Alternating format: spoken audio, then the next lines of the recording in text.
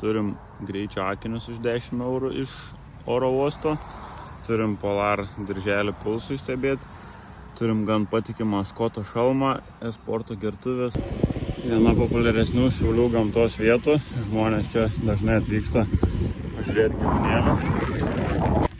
Turim 20 km įveiktų, lygiai 50 minučių.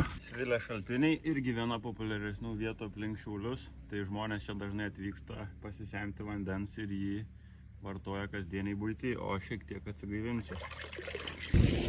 Vaizdelis, kaip ten sakoma, Spice Skype tarka, bet gražu.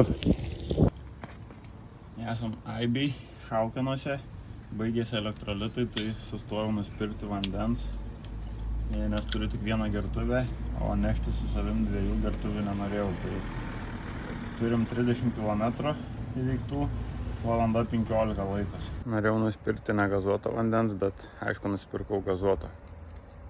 Šaunuolis. Juodlės ežeras, tai čia praleistas visos vasaros vaikystės.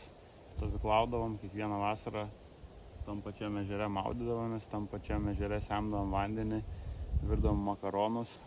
Vaizdelis, tai įvertinkit patys, nerealiai atrodo.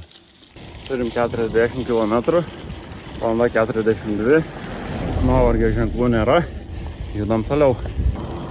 Turim 50 km, 2 valandas 11 minučių, liko apie 10 km, važiuojam namo.